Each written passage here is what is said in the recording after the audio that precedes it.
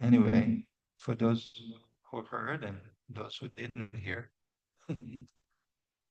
and that was the melody that I heard was from composed by Vishnu Swami.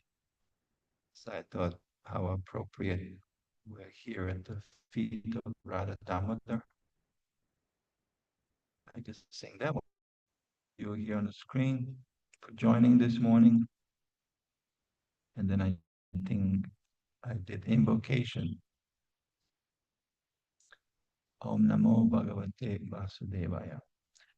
Narayanam Namaskrityam Naram Chaiva Narotamam Devim Saraswatim Vyasam Tato Jaya Mudiraye. Nashta Prayesh Svabhadreshu Nityam Bhagavata Bhagavatyutama Shlokitir Bhavati Naishtiki. Before reciting Srimad Bhagavatam, one should offer his respectful obeisances to Narayana, Supreme Personality of God, and Supremest Human Being. Goddess of learning, Mother Saraswati, and the author, Srila Vyasadeva, and commentator, Srila Prabhupada. Can you see? Is there a way I can check my screens to make sure that Prabhupada is in a can you all see Srila Prabhupada in a background? Somewhere there. Oh yeah, there he is. Lower this. There you go. There you go. Okay, great. Thank you. By regular service to Srimad Bhagavatam and to person Bhagavatam, Srila Prabhupada, again, everything that is troublesome to the heart is destroyed almost to nil, and loving devotional service to the Supreme Lord, who is praised by chosen hymns, is established from within as irrevocable fact. Today we are reading to all and those online from 7th Canto, Chapter 2, Hiranyakashipu, the king of the demon. So he has established himself in quite assembly. Yeah. Even the jackals have a leader of the pack. Every gang has a leader too. So we have to be careful to choose our leaders. We have to be careful, very careful to choose our leaders. I heard somebody said that on an airplane behind me just the other day. How appropriate. Okay, so text 11. Sorry, I'm going to resort to my phone to find a print. Let's see.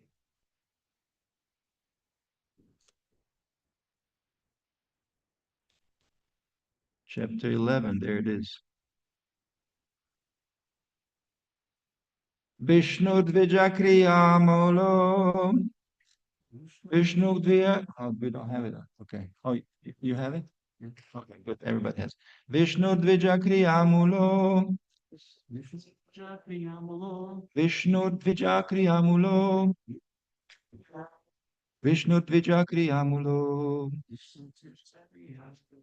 Yagyo Dharma Maya Puman. Yagyo Dharma Maya Puman. Yagyo Dharma Maya Puman. Devarshi Pitri Bhutanam. Devarshi Bhutanam. Devarshi Pitri. Sorry. Devarshi Pitri Bhutanam. Dharmasya cha parayanam. Dharmasya cha parayanam. Dharmasya cha parayanam.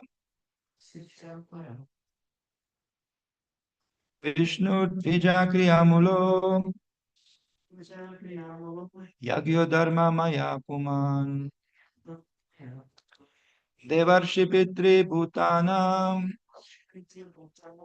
Dharmasya Cha Parayana.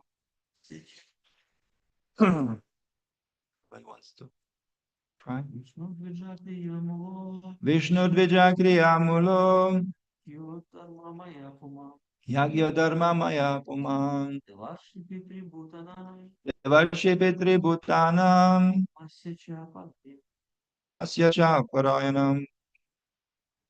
Vishnu Dvijakriyamulo Yagya Dharma Maya Puman Devarshi Priti Bhuttanam Dharmasya Cha Parayanam. You do word by word also. Yeah, okay. Word by word. Vishnu, Lord Vishnu, the Supreme Personality of Godhead. Vijja, of the Brahmanas and Kshatriyas. Kriyamula, whose root is the performance of Jagya and the ritualistic ceremonies mentioned in the Vedas.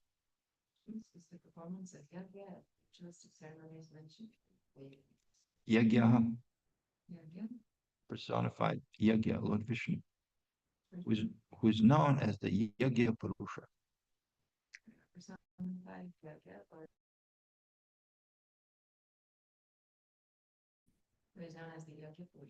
Dharmamaya, full of religious principles.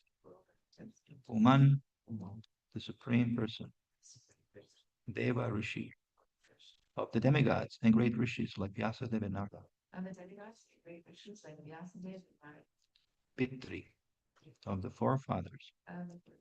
Bhutanam, and of all other living entities. Dharmasya, of the religious principles. Cha, also. The shelter. Narayana Parayana. Translation and purport by His Divine Grace.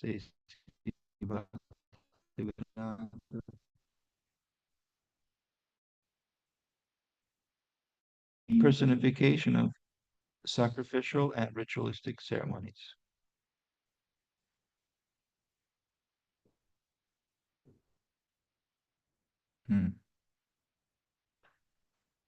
They say, Yasmin tushta jagat tushta. When Krishna is happy, the whole universe is happy. So this is the Vishnu, the root cause of everything. Lord Vishnu is all religious principles, and he is shelter of all the demigods, the great Pitas, and the people in general. When the Brahmanas are killed, no one will exist to encourage the Kshatriyas to perform yagyas. And thus the demigods, not being appeased by yagya, will automatically die.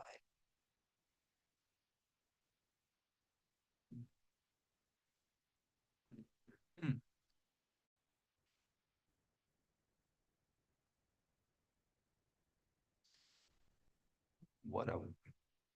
What words? Only demons speak like that, right? And this is Prahlad's father speaking, the king of the demons. Purport. Since Vishnu is the central point of Brahminical culture, Hiranyakashipu's plan was to kill Vishnu. For Vishnu were killed, naturally the Brahminical culture would also be lost. So culture lost, yagya would no longer be performed. And for what of yagya, the regular distribution of rainfall would cease. Yagya bhavati paranyaya. Thus, there would be disturbance all over the world, and naturally the demigods would be defeated. From this verse, we get a clear indication of how human society is disturbed when the Vedic Aryan civilization is killed and the Vedic ritual ceremonies performed by the Brahmanas are stopped. Sambhava.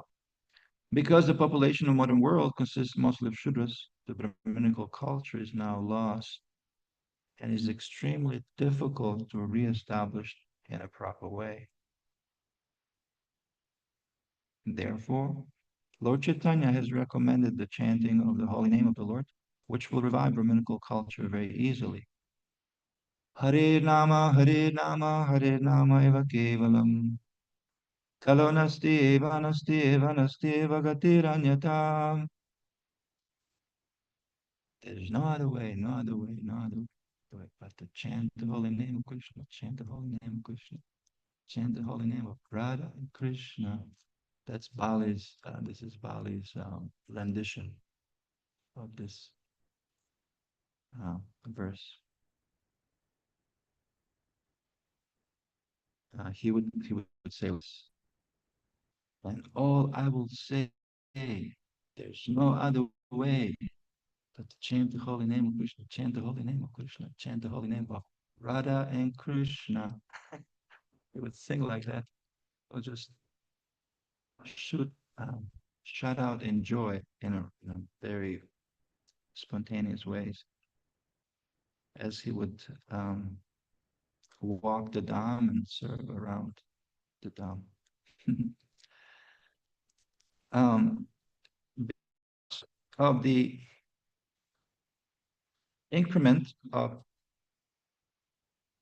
demoniac population, people have lost Brahminical culture. Nor is there a Kshatriya government. Instead, the government is a democracy in which any Shudra can be voted into taking up the governmental reins and capture the power rule. Prabhupada said, democracy. What do you say? Demon, demon crazy, demon crazy. Oh. Because of the poisonous effects of Kali Yuga, the Shastra, Bhagavatam 12:2-13 says, Dasyu Prayeshu Rajasu. The government will adopt the policies of Dasyus, or plunderers. Thus, there will be no instructions from the Brahmanas. And even if there are Brahminical instructions, there will be no Kshatriya who can follow them.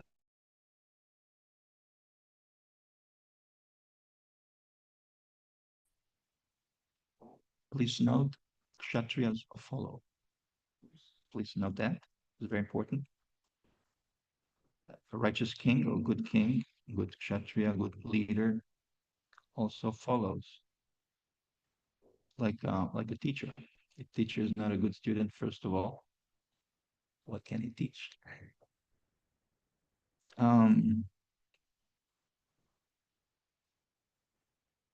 Aside from, and who the Kshatriya follow? They follow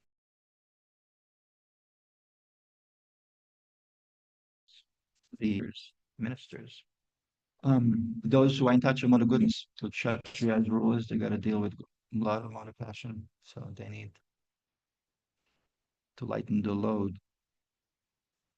Kshatriyas, they give vision, inspiration, and a good leader is able to give all of that. And he will be only able to give all of that if they if they get that. Actually, they implement things, but they get all of those things from Brahmanas as well.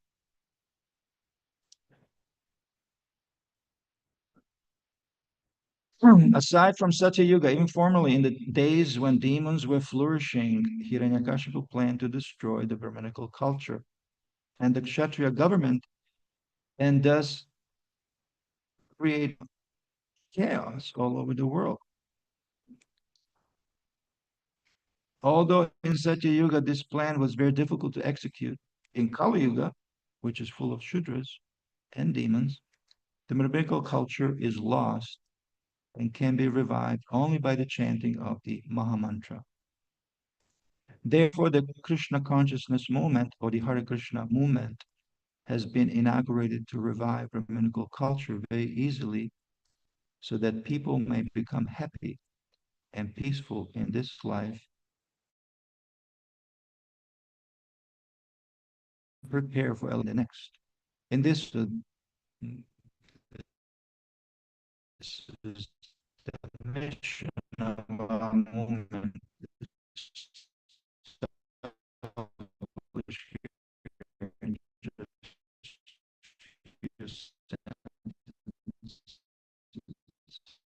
People around back to it's a grassroots movement from us, so we can all take responsibility. If we want to see a better world, we're looking at a man in a mirror. Change in the world, I got to start with myself. So we want to pump that holy name in our heart, and it's overflow. It will um, have an effect. So it's called radical personal responsibility. We can always point fingers, be uninspired because the environment is not right, but it's not an excuse. We have everything we need, all the tools are given, so we can be inspired and be there.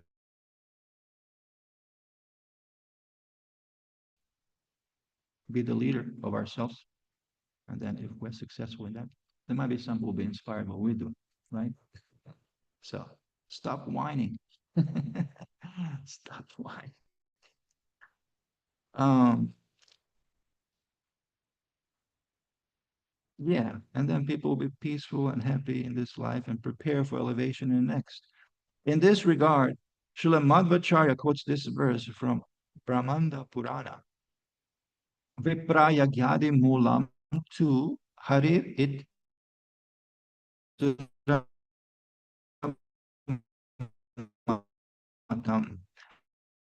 Hari, the demons think that Hari, Lord Vishnu, exists because of the Brahmanas and Jagya. But factually, the cause of everything, including the Brahmanas and Jagya.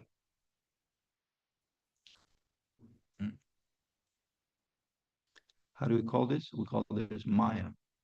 Demons and Maya. They think, oh, by destroying everything related to Vishnu, maybe Vishnu will be affected.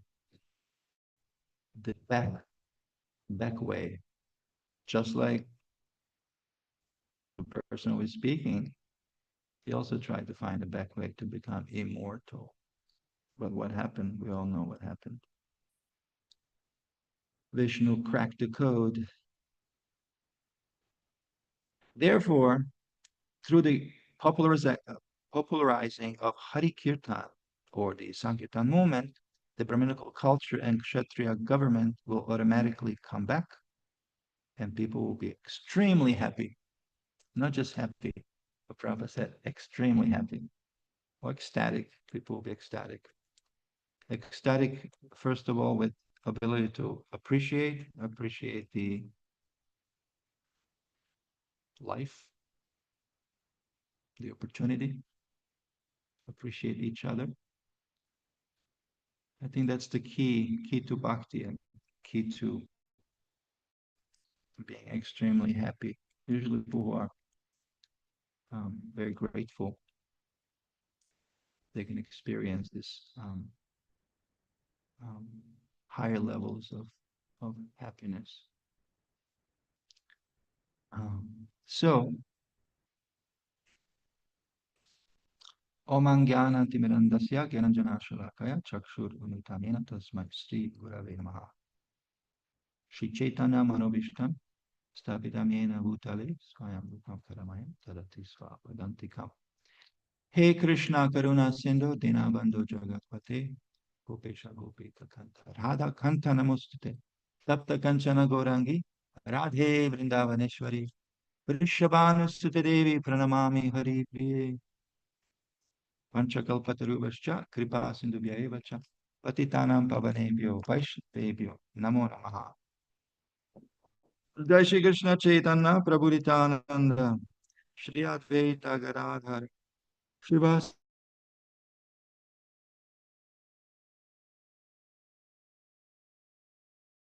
Gaur Bhaktavrinda. Hare Krishna, Hare Krishna, Krishna Krishna, Hare Hare, Hare Hare. Why is, I'm just call him Prahlad's father. I like that name better. And then let's give him credit there. Why is Prahlad's father so hell-bent related to him?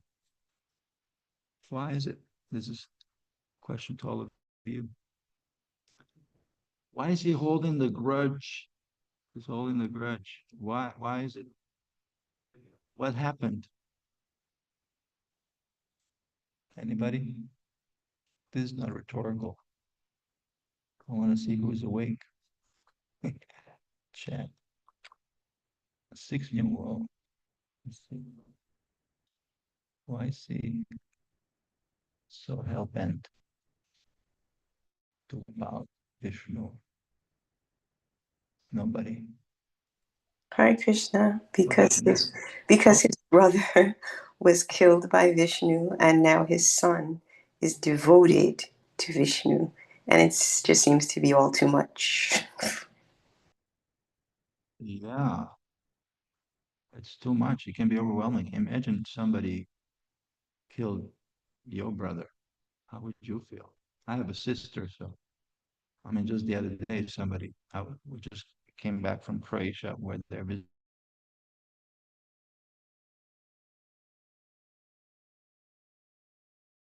my parents and my sister.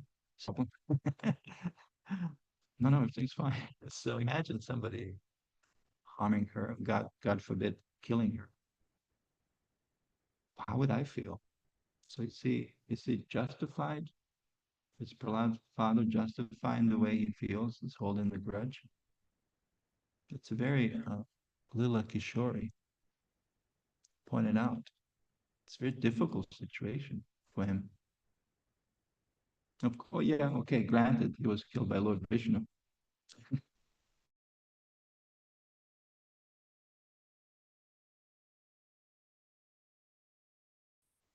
But obviously, he's not a devotee. A lot of atheists, for example, Prabhupada gives this example.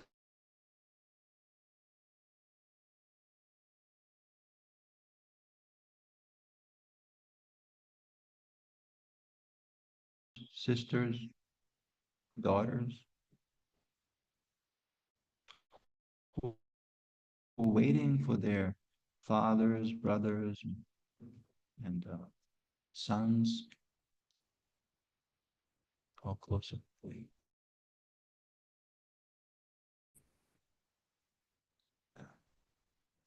Thank you. Waiting for their fathers, brothers, and sons to come back from German uh, Nazi fronts in World War II.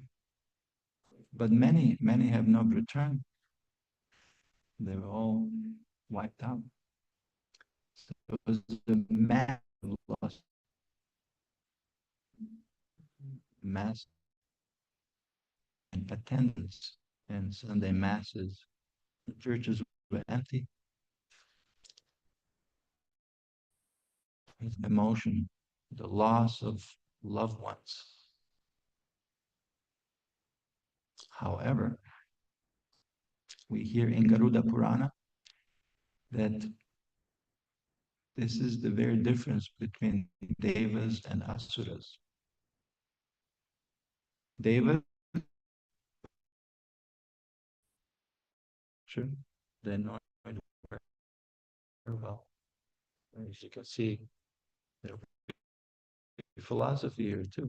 Just Bhagavad Gita 101, the entire second chapter, the difference between the body and the soul. They know the Vedas, they give charity, so they perform these, they do sacrifices, even Pasya. We know Prahlad's father performed Tapasya. And at this point, he's already established. He's already established. He got the boons. So he has no really reason to fear, but such is the situation in this material world. There's always some concern. You might have the best car, but what if something breaks? So there's always what ifs. So he's tormented by that, and therefore he's after the vision.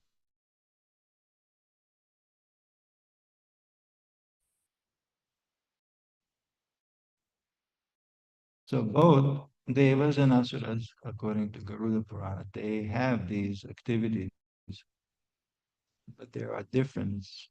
There are two differences. That the asuras, they cannot forgive.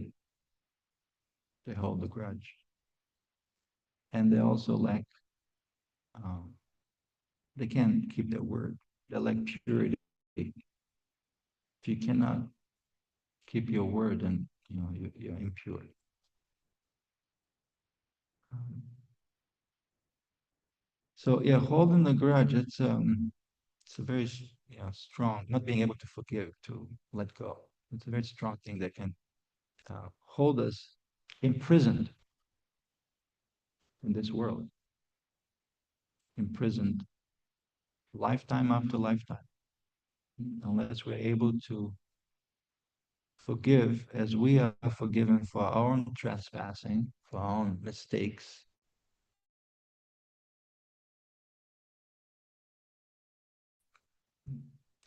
Did you notice that we make mistakes? There's misunderstanding. It's a very different.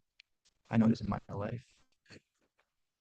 I assume about situation. I assume about people. I go like, oh my God, it's like, what was I thinking? And we have to, I guess, come to terms with that. And first of all, forgive ourselves. We have to forgive ourselves too. But it's okay, you have limited senses. Um,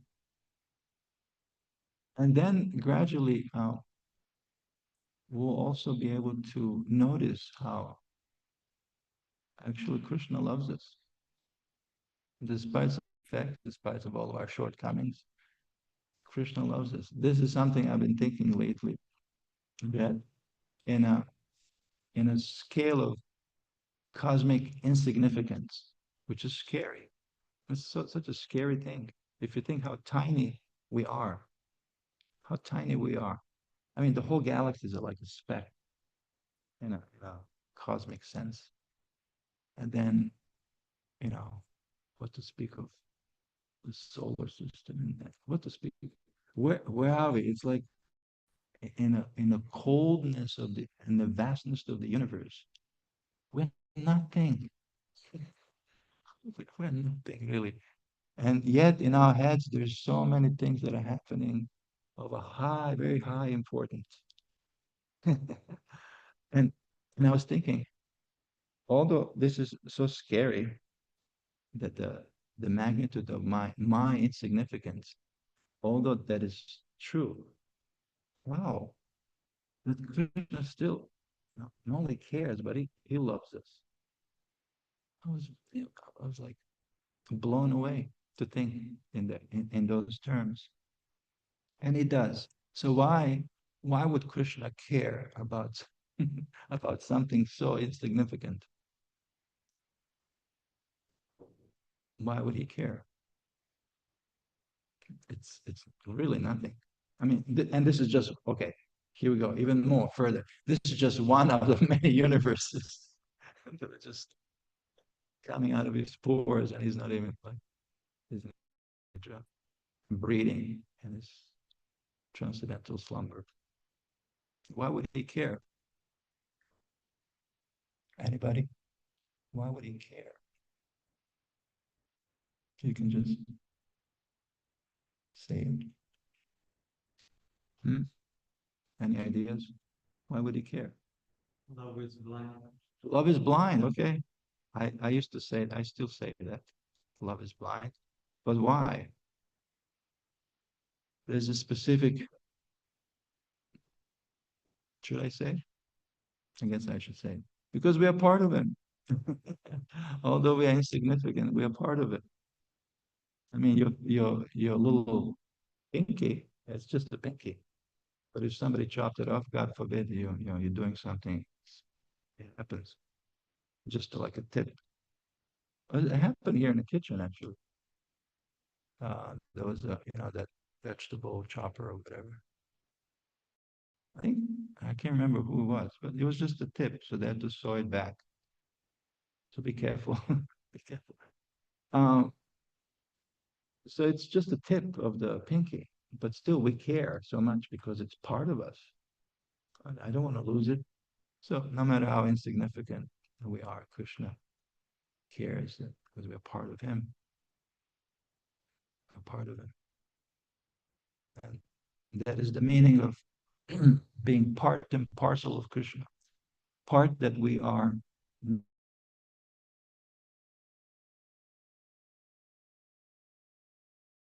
different. That's the meaning of that phrase, part and parcel. We are not part, that we're non-different. As Prabhupada said, we are godly or sample God. We're sample God. We're godly, not God. We're God. Sample. So that's why not only he cares, but he loves us. And I was thinking also in terms of understanding that love that he has for all of us.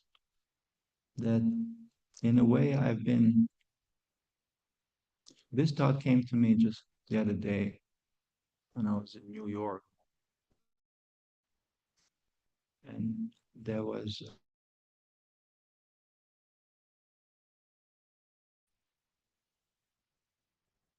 I'll see if there's a picture. Took a picture of it. There was a center for food distribution. And it had a very nice subtitle. Anyway, the name of the center might be irrelevant at this point,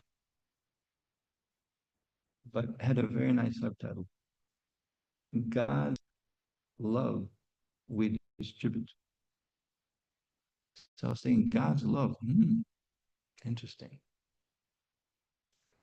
This whole time I've been running after love of God, right?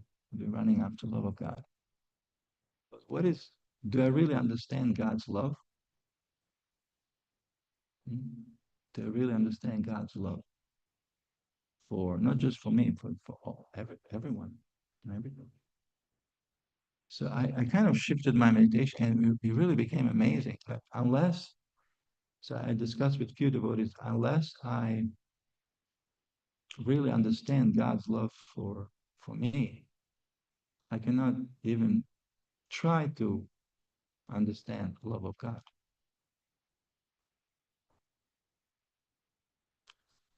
That's how we dissolve the grudge. This is how we live. Because if I understand how much God loves me, what would it matter what others have done? And I think example of Amish people, our neighbors here, when there was that shooting in the school, they were able to forgive. And they were children also, sisters, brothers, sons and daughters. Not only they forgave, but they sent help to the family of.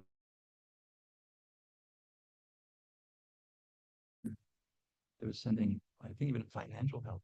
I was like, wow, of course they were grief-stricken, they were devastated, but still in their heart, at least they tried not to hold the grudge.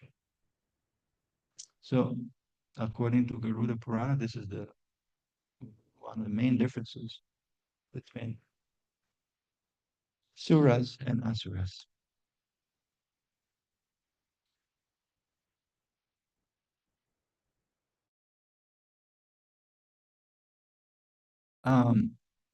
it appears that it's like a curse. Uh, like I said, he's already at this time ruling the world. He has no reason to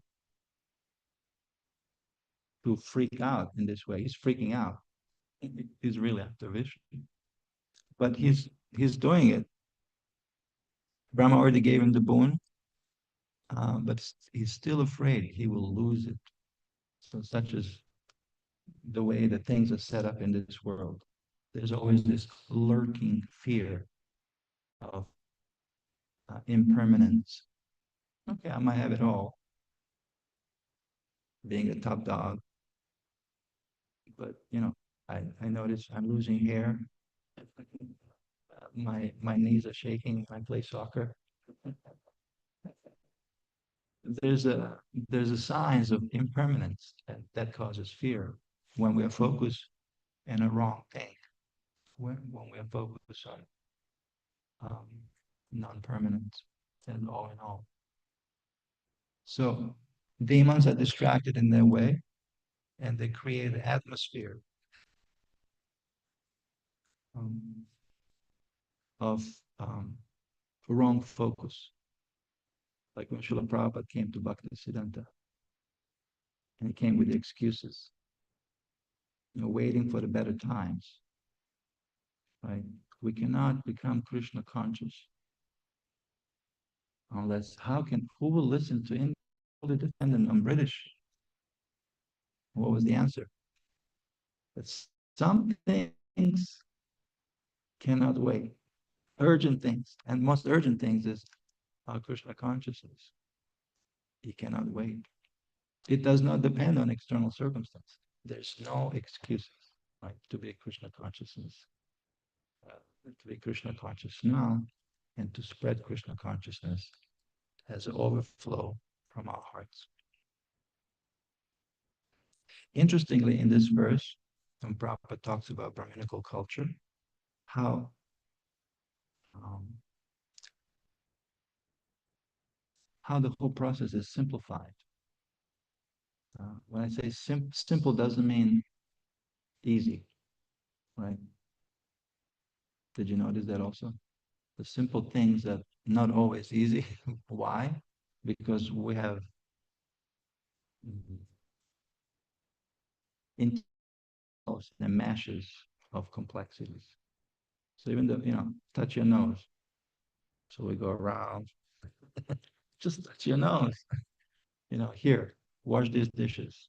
I was like, how do I do it? Simple things. We've lost, in many ways, complexities of modern world. We've lost the touch of with ourselves due to the losing, Brahminical qualities.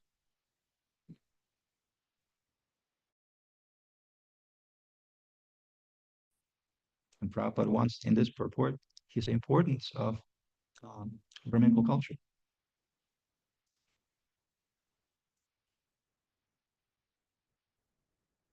Sama, Dhamma, Tappa, Shocham, Kshama, Arjava, Evacha, Jnana, Vijnana, Astikya, Brahma Karma, Svabhavaja.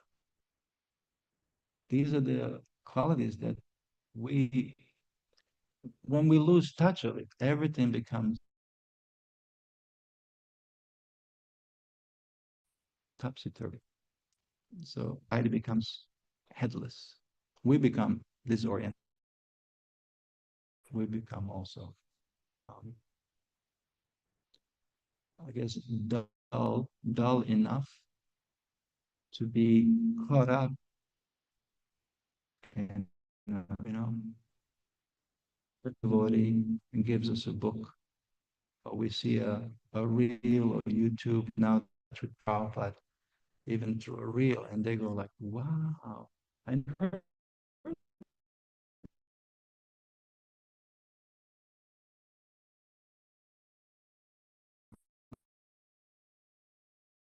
self-control, purity, honesty. Um, they, they don't bother with teaching good character in a school. They just jam you with data processing and with information, so you can become one of the cogs in a machine. You notice that there's no like, hello, anybody home? Yeah, when you talk to the people, they can, the attention span is like what, 8 seconds nowadays. It's a really a sad situation, but it is Kali Yuga. Kalo, Shudra Sambhava, we hear from the purport. However, the shifting of the power happens by um, reviving Brahminical culture, reviving of the Brahmanas, awakening of the Brahmanas, which we all are. We all are Vaishnavas, higher, even higher.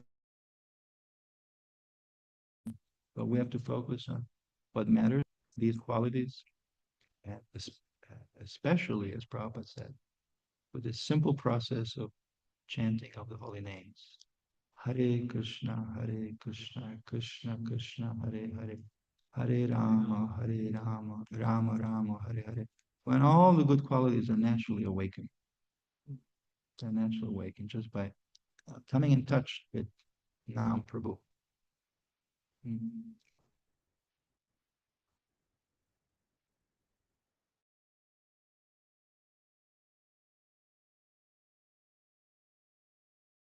And they're not even hard and fast rules for chanting of these names.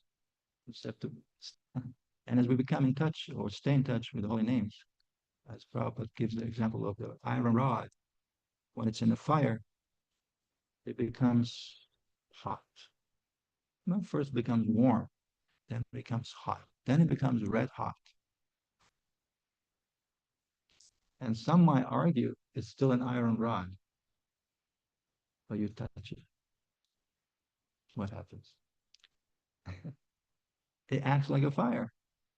It glows like a fire, and it burns like a fire. So it's still iron rod, but it's changed the quality. So similarly, as we stay in touch with holy names, natural qualities of the soul, not just Brahminical qualities, will come forth. And with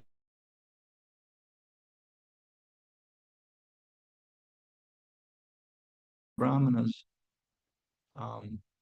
one Brahman can qualify Brahman, can attract in a social anatomy of the word. He can attract dozens of kshatriyas,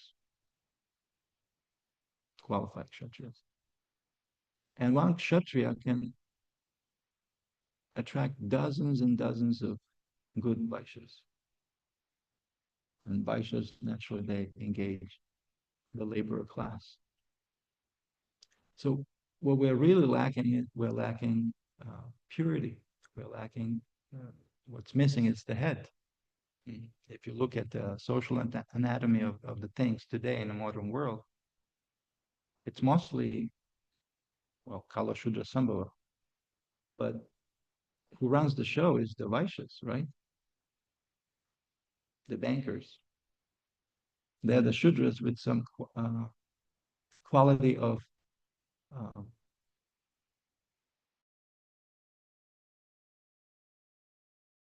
I guess, trade or hustle. Just don't get caught, right?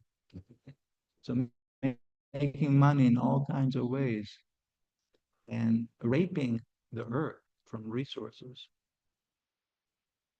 in a very irresponsible way, practically like cutting the branch we're all sitting on. Would you? That's gonna like blow in your face. But and you can see because there's no head. So it's like this. If you look at Brahmanas being the head, Kshatriyas being the arms, and Vaishyas the belly, and Shudras the legs. What you have is like this many-leg creature with a big belly. With the big belly, no arms really, because even the arms are in service to the corporate greed, right? It's corrupt. All the wars that are being fought is just part of the same system. It's not even democracy, it's corporatism, right? They speak about corporatism. And no head. It's headless. So it's like, this monstrous creature just hurling towards abyss of destruction and pain. It's a very peculiar situation. So reestablishing these qualities, reestablishing the Brahmical culture, again, starts with us. We shouldn't get caught in self-righteousness and vanity. Not a type of a Brahmana that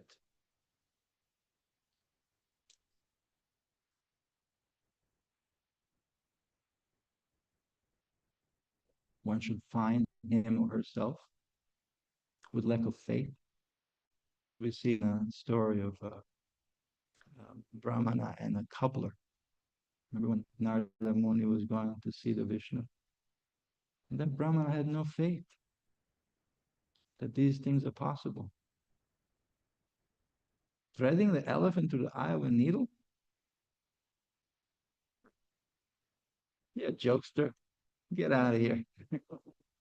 The cobbler, simple cobbler, he was a better Brahmana than the Brahmana. Oh, made him qualified. Or the other example of a Brahmana who never missed his Gayatri. Always paka, on time. Every Sandhya. Boom, boom, boom. 1, 2, 3. Not a minute earlier, not a minute later. And until one day, he fell asleep. Can you imagine? For all his life, he was a little older, maybe in his early 50s. All his life, never missed it. And he fell asleep. And then somebody came and kicked him with the foot. Beautiful personality. I said, hey, wake up. He was just on time for Gayatri. I said, wake up. And he said, oh, how did I fell asleep? Yes, he didn't look at his watch. I just realized it's time. And he said, oh, thank you so much. Oh my God, this never happened to me before. Thank you so much. Who are you? He said, I'm Kali personified. I said, Kali personified? Why you're so kind to me? I figured, if I didn't wake you up, you will perhaps be more humble and more forgiving to yourself. But now that I woke you up, you can continue in your vanity of being such a baka. So it's very important. Yeah, again, going back to forgiveness and our 4 defects that we have, Hare Krishna.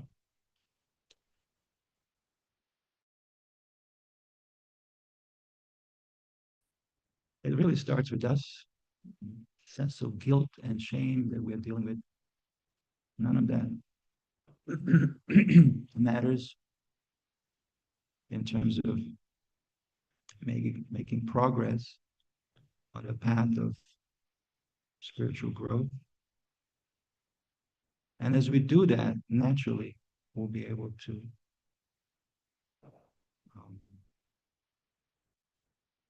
let go with any element that we might have with situations and people around us as well.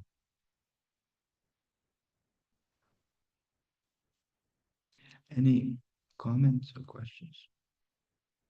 Yes. Okay, it's good. I don't know how to say that one. I was wondering if you could speak a bit more about this point of like forgiving people.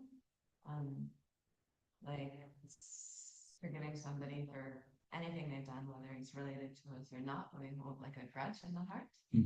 And then at least I've noticed for myself that sometimes this like holding on to a grudge is almost a way of like not taking up responsibility for like becoming Krishna conscious. You're like, oh, this person, they because they're like this and they're doing like this, then it's limiting me in my devotion. So then like if they were to go away, then I'm Krishna conscious. Yeah. Just something like that. Mhm. I was wondering if you could explain how to get rid of that. I don't know if they hear, but maybe I can rephrase it. How do we, so you're saying, how do we let go and deal with the grudge of people that might be around, and we use them as an excuse not to grow in Krishna consciousness? And we think, oh, if just this person was somewhere else, then I'll be able to thrive on my path. It actually is just the opposite. It's just the opposite. You won't be able to thrive unless we head on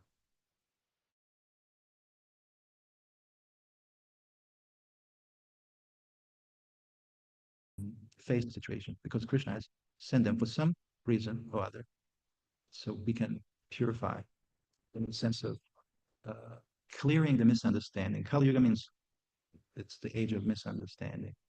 And 99.9999 all these situations is just some kind of misunderstanding. Nobody's after us, really. Nobody's like trying to get you. It's all in our head, 99.99. So we just have to, yeah, become vulnerable. Check in. Hey, I noticed whatever you noticed. We're a little distant. Is everything okay? Did I say or do something that has affected you? And give them the chance. Maybe we did, not intentionally, but maybe we did, that has triggered them in certain ways. And be surprised when you give them the chance to open up how how irrelevant that is. And you will experience great relief. And not only that, you might actually establish a very wonderful friendship with things that are, yeah, don't miss on those opportunities unless it's really hostile and out of control. You can engage third party, and even then, is squish. We welcome those. We don't run away from those opportunities. Don't cheat yourself, because you know what happens? That person might go, or you might go, and then same or very similar situation will come again. I noticed that too. We go like, thank God he or she is gone. And then somebody else comes and also again rubs us the wrong way. So these are all opportunities for our growth. Yeah, we should not cheat ourselves.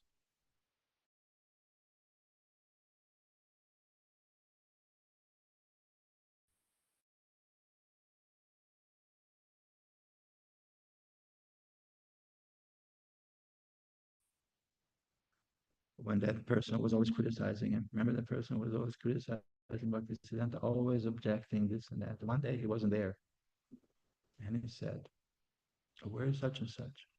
And everybody was happy. I said, "He's gone, he died or something." And Bhaktisiddhanta felt sorry. He said, "Oh, he was my best friend. He was my well-wisher. He was my best friend. We live to be corrected." This is our motto. You can make a T-shirt out of it. We live to be correct. I mean, how can you grow? Some guy can come to you and say something that is inappropriate based on the etiquette. So you can have two responses. Oh, how dare you? Look at you. You just joined like three months or later than I. I'm more senior, like early on. You can respond in that way, or you can say, wow, thank you, something to take a closer look. Hmm. Krishna makes no mistakes.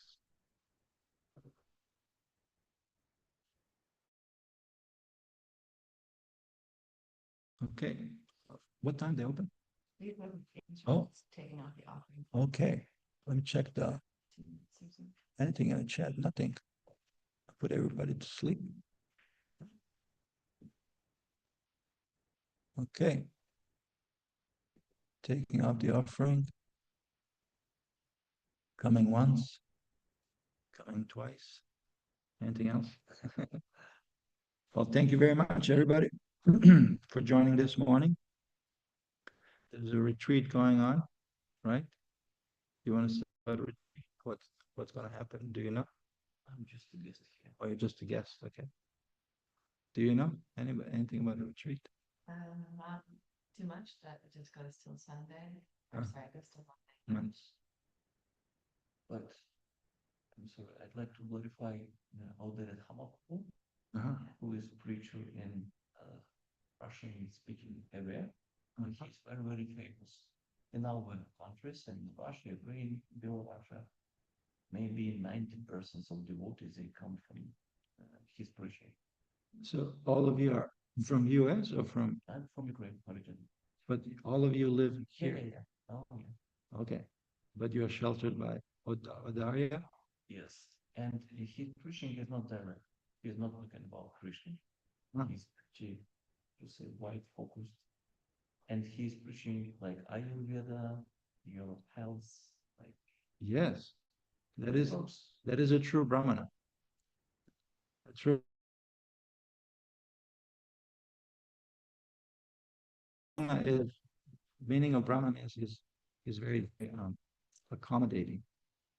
Is opposite from Kripana. Kripana is miser, very narrow-minded. So Brahmana is wow.